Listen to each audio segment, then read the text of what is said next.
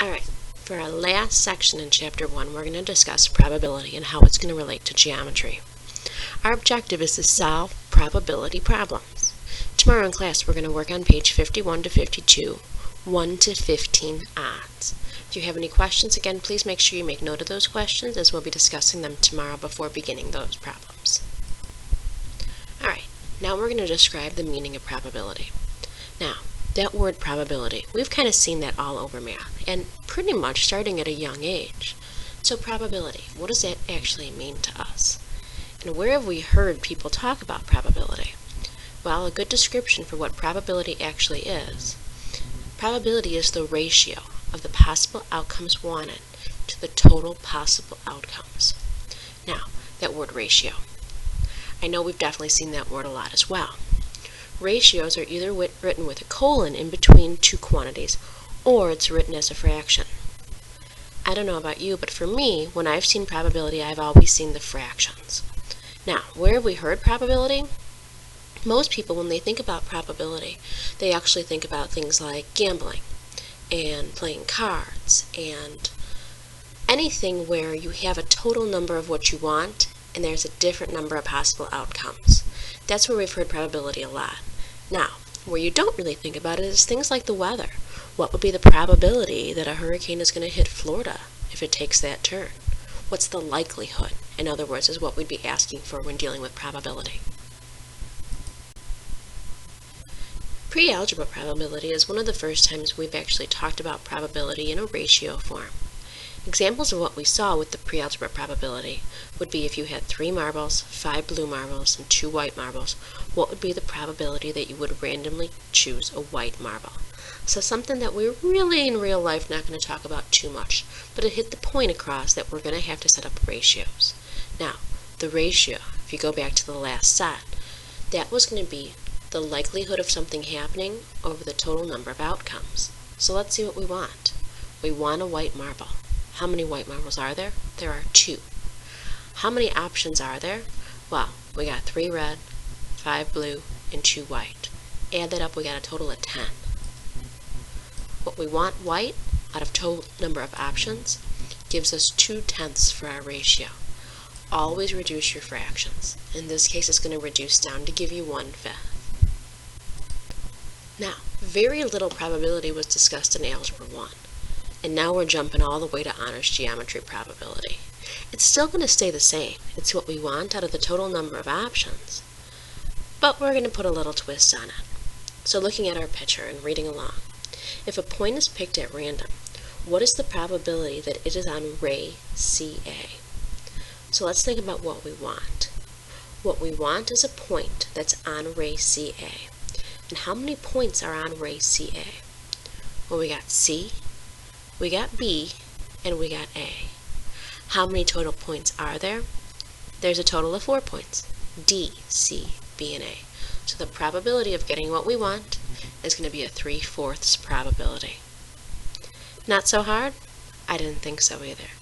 Let's take it up a notch. So another example of an honors geometry probability is if 2 points are picked at random, what is the probability that they're both on ray CA? Now, how does this differ from that last example? Because to me, it doesn't look like there's too much of a difference. All I see right now is that instead of the probability of a point being on the ray, we're asking for 2 points. Now, when we think about 2 points, point C and point B is the same thing as point B and point C. If you reverse the order, you're talking about the same pair of points. Now, when we're doing this, we have to make a list of all the possible outcomes, making sure we're not repeating anything when the order isn't important. Now, when we make a list here, and we're going to have a pretty short list because we don't got too much going on here. We have point A and point B, A and C, A and D, B and C, B and D, C and D. When I make a list, I always start with one piece of information, list all the possibilities from that one, and move on to the next one, making sure there's no duplicates. Now, we want the probability that both of them are going to be on ray CA. So let's go ahead and let's circle the ones that we want. A and B, are they both going to be on our ray? Absolutely. How about A and C? Definitely. A and D? Nope. B and C? Absolutely. B and D? Nope. C and D? No. So let's look at how many options we had. We had a total of 6 options. Only 3 of those options were options that we wanted. So what's the probability going to be of that? 3/6, which reduces to 1/2. If you had questions about this problem, go back and review what we just previously talked about with probability, and come back and look at this slide one more time, because unfortunately we're going to take one more jump into our next problem. Alright, so we're jumping it up one more notch. If 3 points are picked at random, what's the probability that they will correctly name the angle? Now, we have to think, is the order important? If I switch around the ordering of my letter, is it going to make a difference? Well, let's think about this for a second. Using points A, C, and D. If I call that angle ACD, and using the same points, if I call it CAD, does that mean the same thing? What does the middle letter of an angle represent?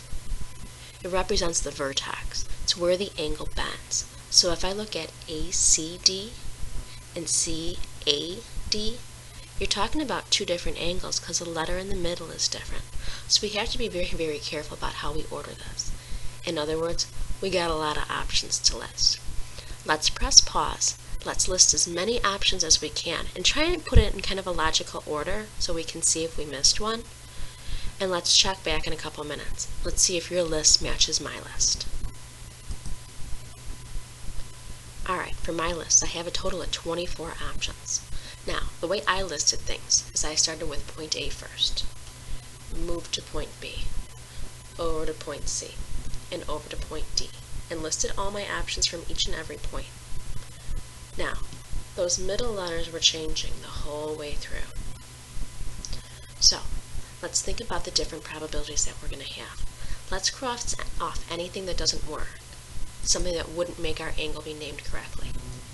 ABC, that's not my angle, cross it off. ABD, definitely not.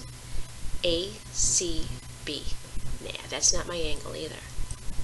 ACD, that's a good one. ADC, bad. ADB, that's a bad one. Now, we can kind of simplify this. What do we know my middle letter has to be in order to name my angle correctly? It has to be C. That's the bend of my angle. So any angle that doesn't have the middle letter of C, let's cross off. Those 2 for sure are bad. These 2 for sure are bad. None of these have a middle letter of C. This whole column is bad. Put an X through it. These 2 are bad, and those 2 are bad. So let's look. BCA, that's not my angle. BCD, that one's good. Last column, DCA, that's a good one. DCB, that's a good one. So how many good ones we got?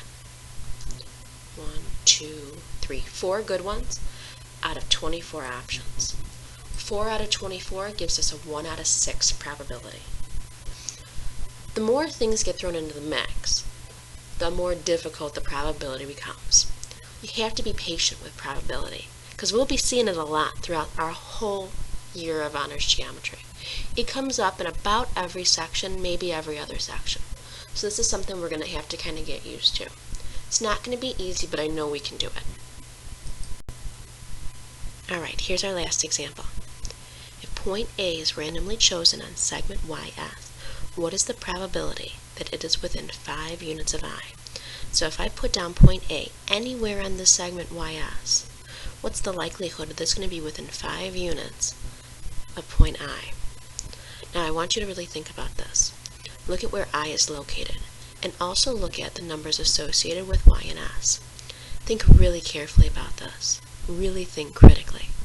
Press pause, and let's see if we can find the probability that A is within 5 units of I and on segment YS. Alright, I got my probability to be 3/4. Did you get it? If you did, great job. You're really thinking critically. If you didn't get it, don't worry about it. This one was kind of tricky, so let's discuss it a little bit. Now, when I look at segment YS, Y is at 3 and S is at 15. I is currently at 11. Now, if we go 5 units to the left, what point does that put me at? It puts me at 6, so we're still on our segment YS. Let's go back to I. Let's go 5 segments to the right. What point does that put me at? It puts me at point 16. I'm outside of my segment, and I want to make sure that I'm still remaining on my segment. Now, I have an option to go 5 points to the left. How many points can I go to the right? I can only go 4 points, exactly. So, for my probability that A is within 5 points of I had 5 options to the left and only 4 options to the right. The probability was going to give me 9 twelfths, which reduced to give me 3/4. If you have any questions about this section whatsoever, please make sure you make a note of it so we can talk about it tomorrow. You'll see that we will be doing a lot of probability coming up in honors geometry, and we got to make sure that we're ready for it. This is the last section of chapter 1, so let's make sure we're going to end with a really, really good section, and we have no questions come tomorrow.